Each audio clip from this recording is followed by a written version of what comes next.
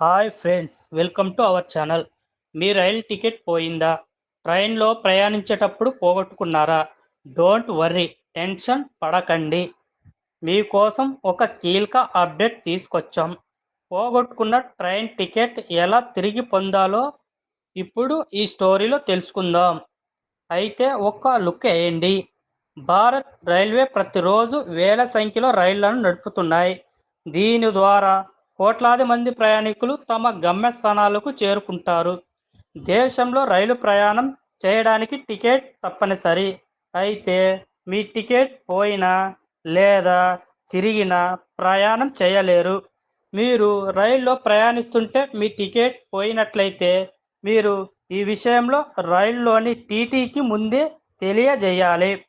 పోగొట్టుకున్న టికెట్కు బదులుగా టీటీ మీకు డూప్లికేట్ టికెట్ను జారీ చేస్తారు. ఈ టికెట్ ఉచితంగా ఇవ్వరు. భారతీయ రైల్వేకు చెల్లించిన తర్వాత ప్రయాణికుడు నకిలీ టికెట్ను పొందుతారు. వివిధ వర్గాల రైళ్లకు ఛార్జీలు వేరువేరుగా ఉంటాయి. స్లీపర్ క్లాస్ లేదా సెకండ్ క్లాస్ టికెట్ కోసం డూప్లికేట్ టికెట్ కోసం రూ. 50 చెల్లించాలి.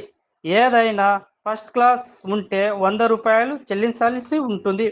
ఒకవేళ మీ దగ్గర ఉన్న ట్రైన్ టికెట్ చిరిగిపోతే ప్రయాణ ధరల్లో 25% చెల్లించి డూప్లికేట్ టికెట్ పొందవచ్చు.